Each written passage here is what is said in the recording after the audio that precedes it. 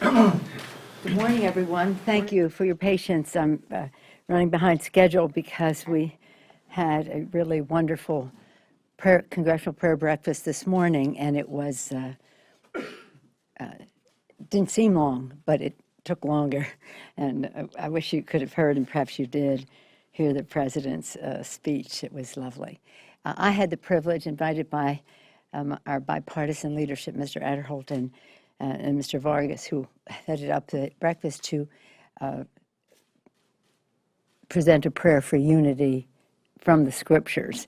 And it is that unity that we all hope for and pray for. And one area that it would be very useful right now is how we address the problem that is challenging our conscience and our policy, and that is what is happening in Flint, Michigan.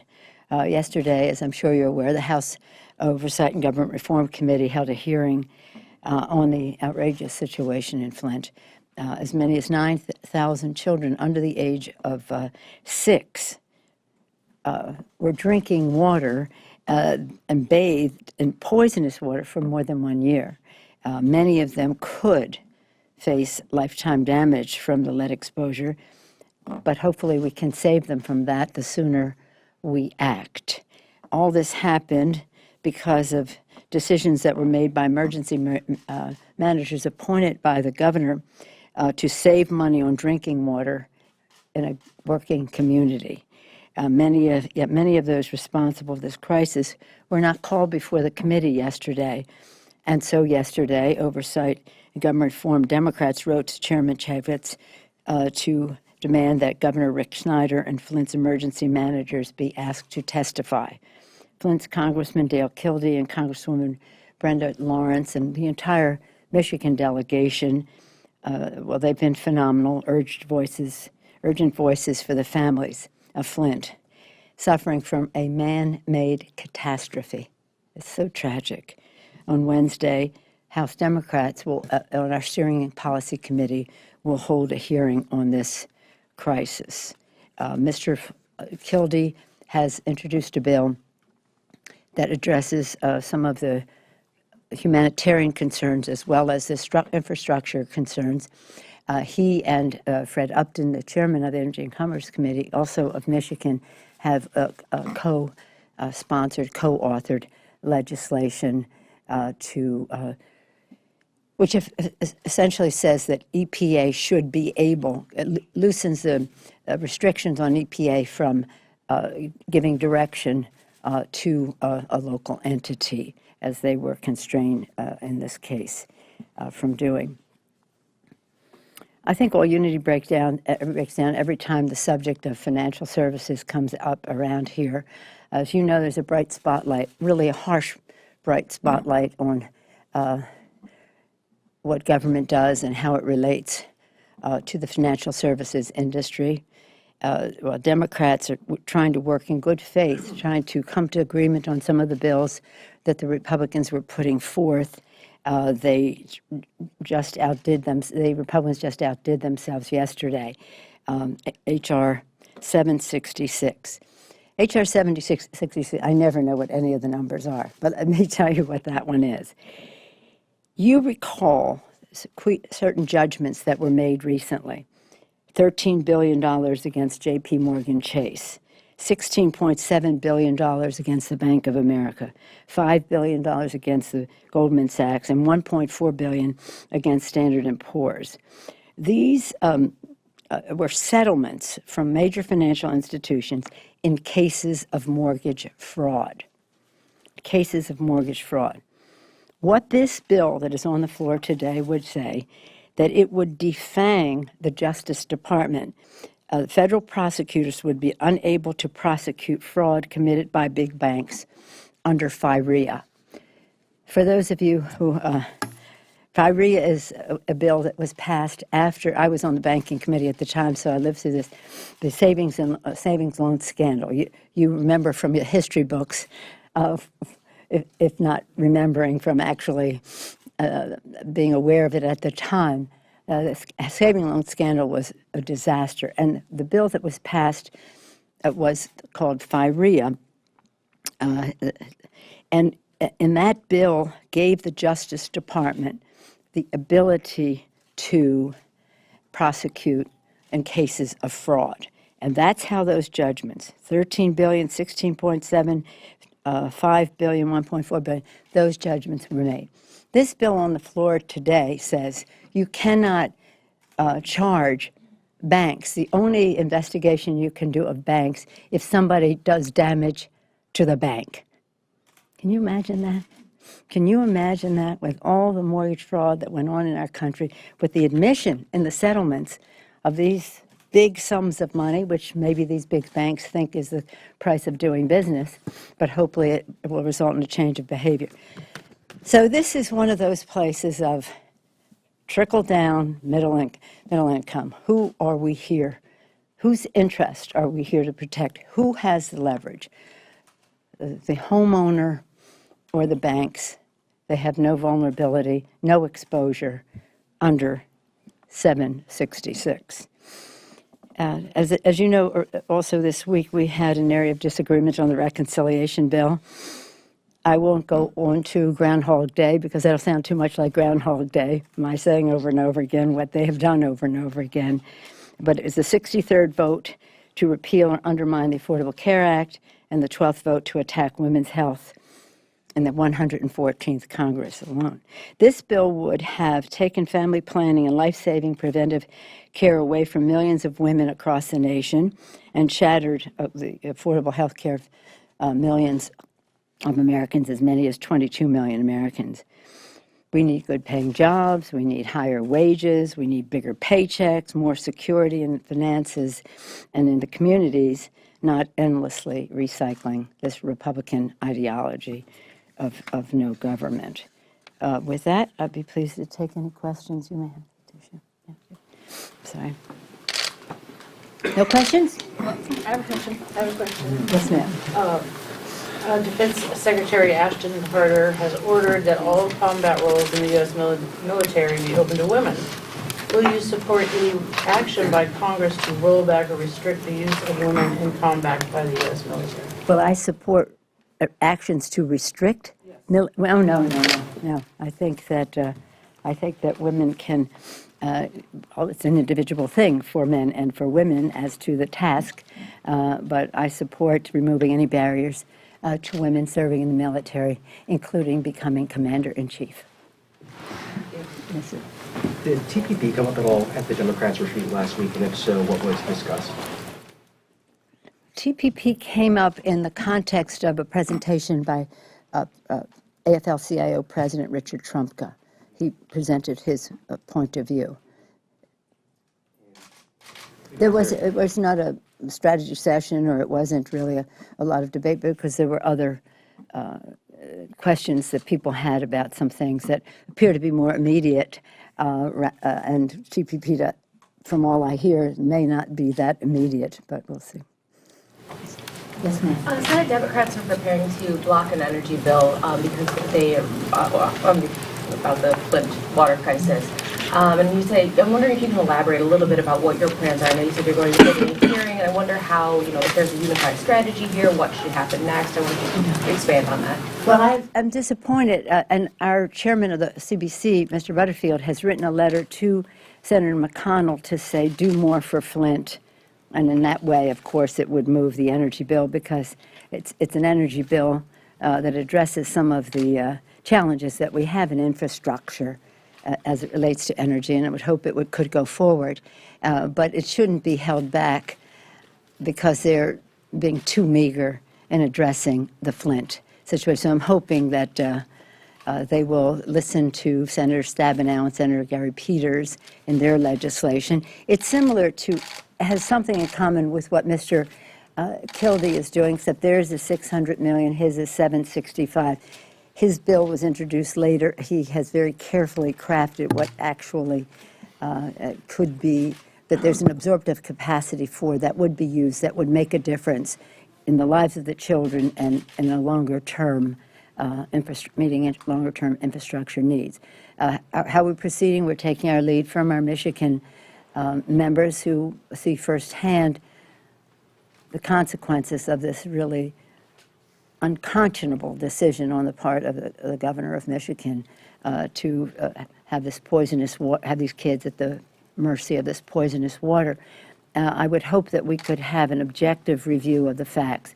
I don't think that while this is horrible, there are similar situations in the rest of the country that need to be addressed, whether it's lead in the schools.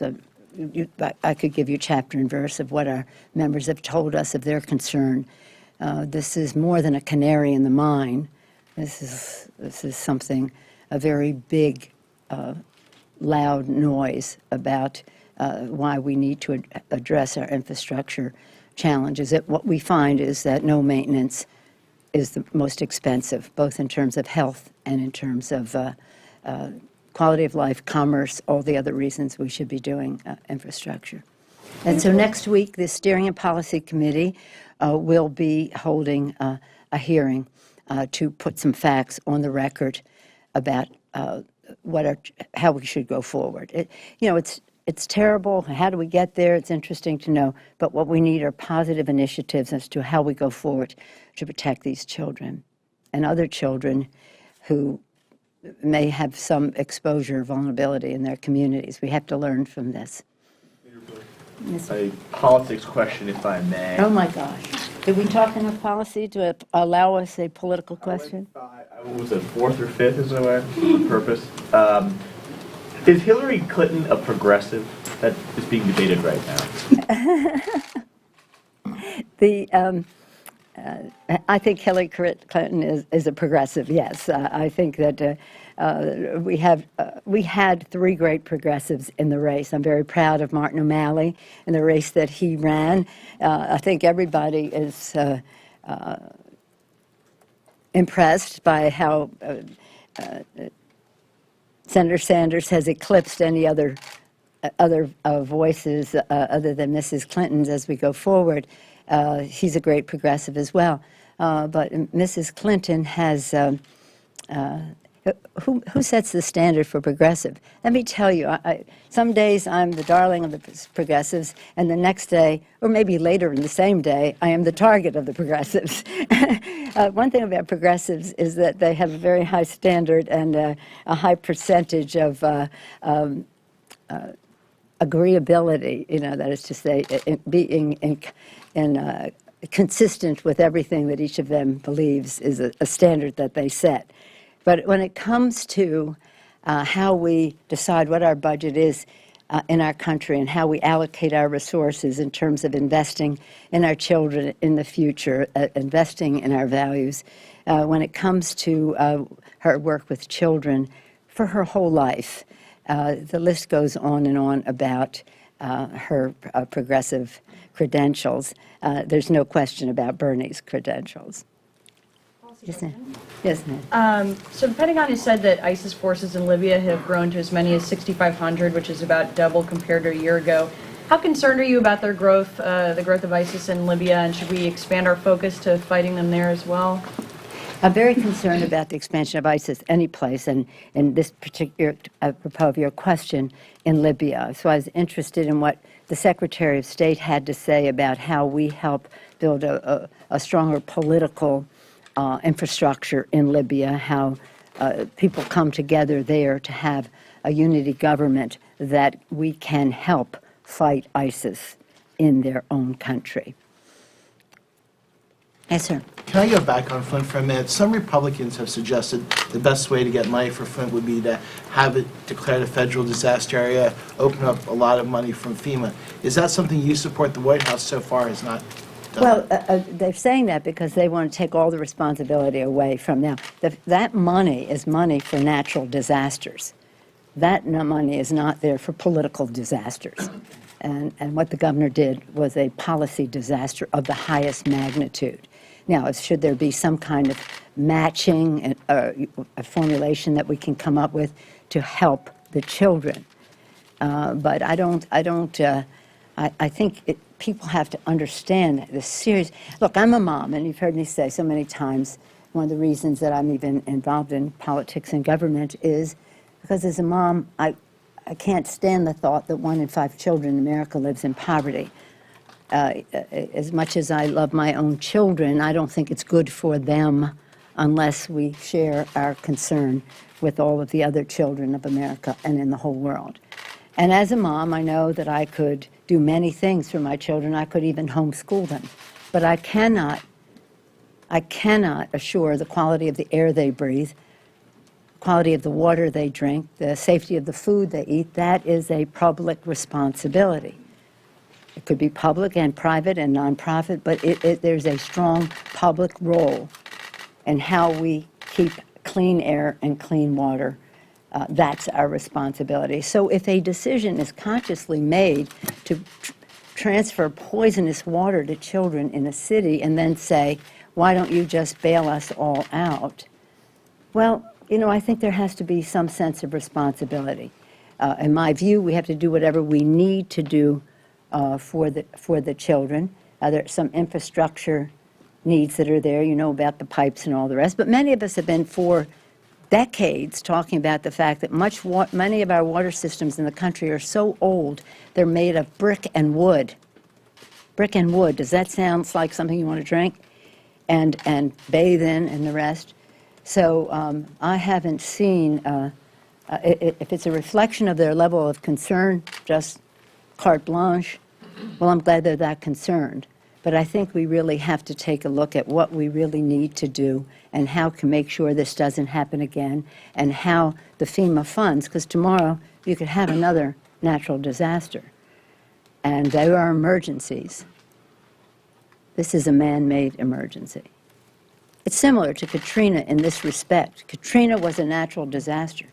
How it was handled was a man-made disaster, and it cost a lot of money, but since it was tied to a natural disaster, we obviously came up with billions of dollars to meet the needs. And that's what people expect. The social compact that citizens, people in our country have with government is that we will be there for them in time of natural disaster. But I think that's one way of them absolving the whole issue and saying, it just happened. But it didn't just happen. It was a decision. It was a decision. Any other questions? No? Oh, yes, ma'am. I just want to ask you about Hillary Clinton because House Republicans appear to be ramping up their investigation of her in addition to the Benghazi Committee. The Oversight Committee is looking into Federal Records Act, potentially her emails. Just wondering if you have any reaction to this. You have defended her record before, Yes. and you praised her earlier. Are Yes. you officially endorsing Hillary Clinton? Not right here and now in this room, no. But an answer to your question about records, what records are we talking about? Any and all records from the beginning of time? What is the scope? What is the chronology? What is the purpose of this? Are they so afraid of Hillary Clinton on the campaign trail that they have to have some subterfuge to change the subject, pull the conversation over here? It's really interesting. Affordable Care Act, Benghazi, contraception, that seems to be their obsession. And now if you call Benghazi and every other memo. If they want to have public exposure of all the records, I would like to expose the records associated with our going into Iraq, because at the time, as many of you know, I said the intelligence does not support the threat. There was no intelligence that supported the claim that the administration was making about the nuclear weapon in Iraq. And of course, that turned out to be true, and that's why I'm so proud an overwhelming number of House Democrats voted against that war based on that false premise. But isn't it shocking? Isn't it shocking that your colleague, Brian Williams, more attention was paid to how he covered the war than the war? They had more complaint with how he dealt with it than how the administration took us into war. I've not seen a lot of criticism from the press on the war in Iraq, nor from the Republicans who want to dig up records on every subject in the book, except one of the major mistakes in American history. So you want records? Let's go look at records. But I think it's a waste of time. Let's just go forward. That's what elections are about. They're about the future. Let's have a discussion of ideas and not politics of personal destruction, which is what some of them seem to be about. Let's not paint them all with the same brush. Let's hope that in the interest of our country, there'll be a serious debate on how we should go forward and how we can give confidence to the American people in our democracy by reducing the role of money in the decision-making of our campaigns, by showing that we're there to put people first in job creation and in increasing their paychecks, and in keeping the American people safe, which is our first responsibility, to protect and defend, and that means even in their neighborhoods, in their homeland, and of course, globally. Thank you all very much.